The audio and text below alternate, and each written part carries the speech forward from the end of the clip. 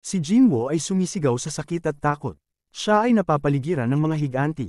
At ibibigay na sa kanya ang huling atake. Si Jinwoo ay binati ng isang game system sa pagiging player at siya ay nagising. Napansin ni Jinwoo na siya ay nasa hospital. Napansin niya din ang braso niya na nakakabit pa rin sa katawan niya. Naalala niya sa dungeon na putol ang paa niya. Hinayla niya ang kumot at nakakabit naman ang paa. Naalala niya ding sinaksak siya sa dibdib pero walang bakas ito sa kanyang dibdib. Panaginip lang yata yun, sabi ni Jinwoo. May mga taong nakasuit ang pumasok sa kwarto niya. Buti naman gising ka na. Sino kayo, sabi ni Jinwoo. Nagpakilala naman ang lalaki bilang si Woo Jin-chul bilang manager ng Hunter Association Surveillance Team. At ang isa naman ay si Kang Tashi.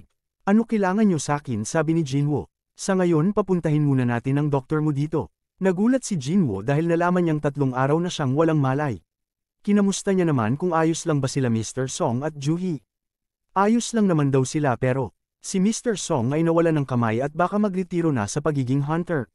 Si Juhee naman ay na-trauma sa nangyari at nag-u-undergo ng psychiatric care. At maaari ding di na siya bumalik sa pagiging hunter. Naalala naman ni Jinwoo ang mga kasamahan niyang namatay sa loob ng dungeon. 6 na tao lang ang nakaligtas sa double dungeon na pinasukan niyo. Ang trabaho ng hunter ay talagang delikado, pero madalang ang trahedya na gaya ng nangyari sa inyo. At sa kasamaang palad, nang dumating ang mga miyembro ng White Tiger Guild pagkatapos alertuhan ng mga survivors, ikaw lang Song Jinwoo ang natagpuan nila sa loob. Ngunit walang bakas ng templo o statwa na sinasabi ng mga survivor. Pero andoon yun, di ka panipaniwala, di ba? Meron bang kaunting pagkakamali sa kanilang report? Dahil di na namin natagpuan ang mga katawan ng namatay niyong kasamahan. Kung meron magiging kainahinala yun ay ang grupo nyo, pero ito ay teorya lamang sa aming parte. Song Jinwoo, nakaranas ka ba ng Second Awakening? Second Awakening, ang kapangyarihan ng tao ay nadidiscover sa unang awakening. At hindi yun mababago mula dun. Pero sa ibang hunter minsan nakakaranas sila ng Second Awakening, ito ay ginagawang sobrang lakas ng isang hunter, pwede silang mapunta agad sa A rank o S rank. Baka ako rin ganun, sabi naman ni Jinwoo. Ito ay mana meter, ilagay mo ang kamay mo dyan. Kung totoo ang kwento ng mga survivors sa nangyari, walang mababang level na hunter tulad mo ang makakaligtas doon. Wala man lang nakitang bakas ng nasabing halimaw. Pwede siya maging A rank o kaya naman S rank. Yun lang ang possible nangyari na si Jinwoo ay nakaranas ng Second Awakening. Lumabas sa mana meter ay 10. Anong lumabas? Kung na-awakened na ako, ano magiging rank ko? Patawad pero sa tingin namin nagkamali kami. Ang mga nakasuit ay umalis na.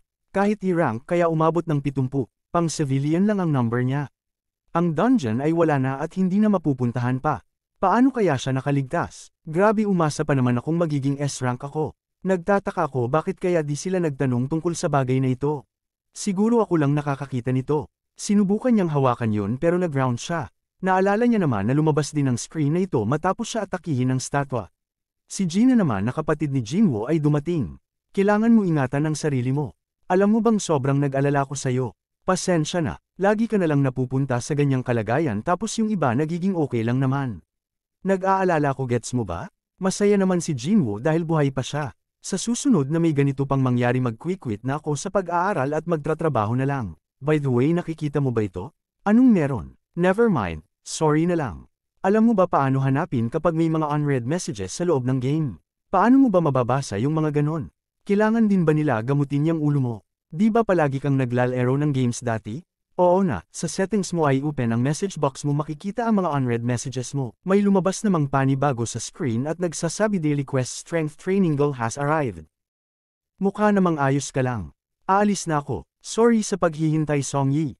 Lumabas naman sa screen ni Jinwoo na kapag di siya nakapag-comply sa system siya ay magkakaroon ng penalty. Di naman maintindihan ni Jinwoo kung ano ibig sabihin ng mga lumalabas sa screen. Confirm, sabi ni Jinwoo at lumabas ang kanyang gagawin sa kanyang daily quest. 100 push-ups, sit-ups, squats at 10 kilometro running. Kapag di na kumpleto ni Jinwoo, eto siya ay magkakaroon ng penalty. Kung biro ito, hindi na ako natatawa. Na-hospital ako kaya wala akong lakas para gawin ang mga yan. Ano na ang nangyari sa taong yun? Si Song Jinwoo. Hindi nagpakita ng seni-alis si Song Jinwoo ng Second Awakening, Chairman Go. Ganun ba? Maswerte tayo diyon nagdulot ng dungeon break, pero parang may mali doon, ang daming mga tanong di masagot. Oo nga, wala pang nangyaring ganun sa mga nakarang kaso natin. Madami talagang misteryo sa mga dungeons. Sa tingin ko pwede natin markahan ito bilang espesyal na kaso at ilagay sa databank para pag-aralan pa ng mas maigi. Understood, sabi naman ni Jinchul kay Chairman Go. Mahabang araw na naman, sabi ni Jinchul. Gusto naman i-assign ng pulang buhok si Cha Hae-in bilang instructor ng mga B-rank sa raid. Ito ay magsisilbing training ng mga new recruits sa kaninalang guild. Kaya mo ba, sabi ni pulang buhok. Inisip naman ni Cha Hae-in kung magiging magaling ba siyang mentor sa mga bagong recruits. Pinayuhan naman siya ni pulang buhok na gawin lang ang normal niyang ginagawa sa laban at matututo na ang mga manunood sa kanya. Ganun kakagaling, sabi niya kay Cha Hae-in. Ang Hunters Guild ang top 5 sa pinakamalaking guild sa bansa. Ang naipong kasanayan natin ay pwede nating palakasin. Kaya pagdating ng tamang panahon, handa na tayo. Sa gitna naman ng kalsada ay may lumabas na gate. Agad namang nilagyan ng harang at binantayan ito upang hindi galawin ng mga normal na tao. Ang screen ni Jinwoo ay lumabas habang tulog siya. Saktong 12 AM na at hindi nagawa ni Jinwoo ang kanyang daily quest. At nag-activate na ang kanyang penalty. Nakaramdam ng lindol si Jinwoo at siya ay bumagsak sa kama. Pagmulat ng mata niya ay nasa ibang mundo na siya. Nagtataka si Jinwoo kung nasa panaginip lang ba siya. Sa likod naman ni Jinwoo may malaking centipede. At ang penalty quest niya ay isang survival kung saan kailangan niya makasurvive ng 4 na oras sa mundong ito. Di naman makapaniwala si Jinwoo sa nabasa. Ang centipede ay galit na galit. Pumasok ang nurse sa kwarto ni Jinwoo para i-check siya ngunit nawawala siya. Si Jinwoo ay tumatakbo palayo sa centipede. Wala siyang magawa kundi tumakbo hanggang maubos ang oras ng kanyang penalty. 2 oras pa ang kailangan niya tiisin at siya ay umiiyak na sa takot. Ang mga nurse naman ay hinahanap si Jinwoo na nawawala. Malapit na mag 4 AM tumatakbo pa din si Jinwoo habang umiiyak. Pagod na ako, sabi ni Jinwoo. Siya ay aabutan na ng centipede.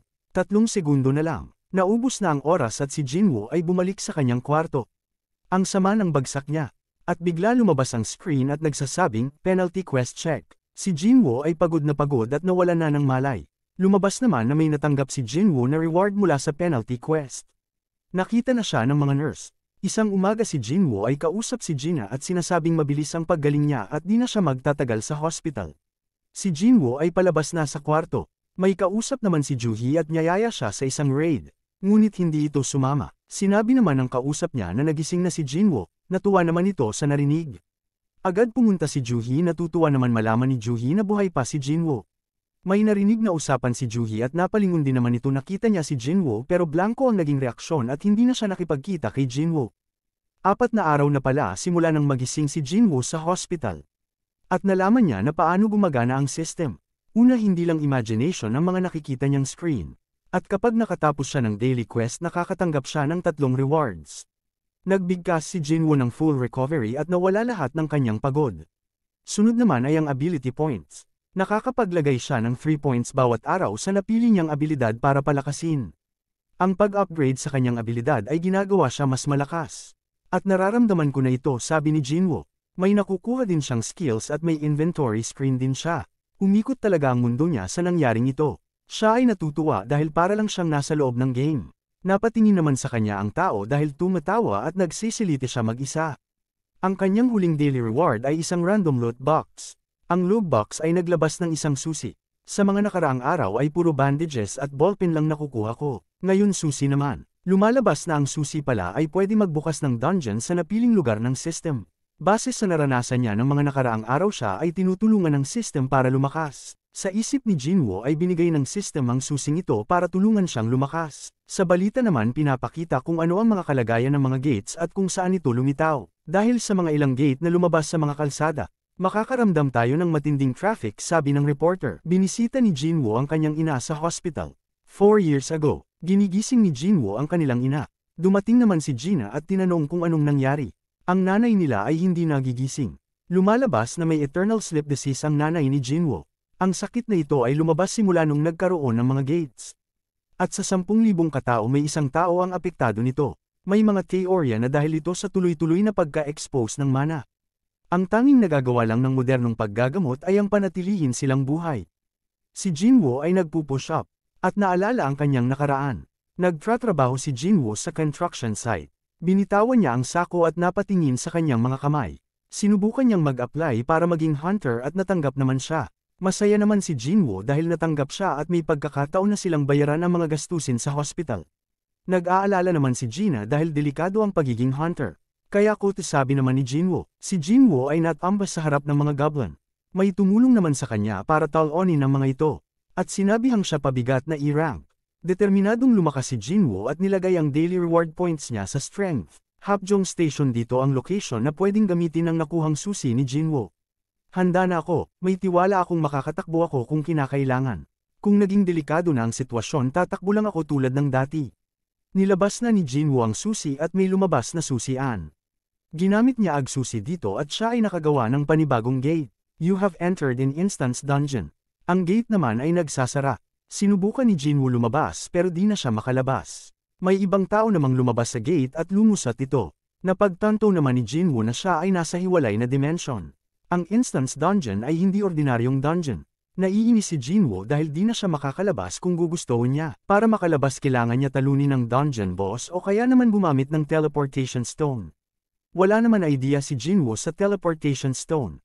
Ang natitirang opsyon na lang sa kanya ay talunin ng dungeon boss. Kinakabahan si Jinwoo dahil hindi man lang siya makatalo ng i-rank magic beast noon. At ngayon mag-isa siyang mag-clear ng dungeon. Hindi niya alam kung kaya niya ba tumuloy mag-isa. Pero wala siyang ibang pagpipiliin kaya naman tumuloy na siya. Anong gagawin ko, bigla akong nawala ng tiwala sa sarili ko. Lumitaw na ang mga goblins sa harap ni Jinwoo. Nagulat siya dahil tatlo ang nagpakita. Sumugod na ang mga goblins sa kanya. Naalala niya naman ang nakaraan, sinaksak siya ng goblin. Nakakailag si Jinwoo sa mga atake. At kahit papano nagagawa niyang depensahan ang kanyang sarili. Walang nagagawa si Jinwoo kundi puro sangga at iwas. Natanggal ng isang goblin ang kanyang bag. Nagpas siya naman umatake si Jinwoo sa mga goblins at nagawa niya itong mataan ng direktang tama. Nagpatuloy ang makulit na goblins sa pag-atake. Pero si Jinwoo ay nagkaroon na ng tiwala sa kanyang sarili para umatake at hiniwa ang huling goblin sa dalawa. Ramdam niya na ang pagbabago sa lakas niya. Bigla namang may lumabas sa wolf sa likod niya. At nasira nito ang armas ni Jinwoo. Nararamdaman niyang mas malakas ang wolf kesa sa mga goblin kanina. Hindi siya makagalaw. At naalala ang higanting statwa. Sumugod na ang wolf at nadaplisa niya si Jinwoo. Naisip naman niya kung patuloy siya masusugatan mamamatay siya dahil hindi siya makakapag-heal dahil wala siyang healer na kasama. Sumugod na ulit ang wolf. At sana mag-subscribe kayo, maraming salamat po.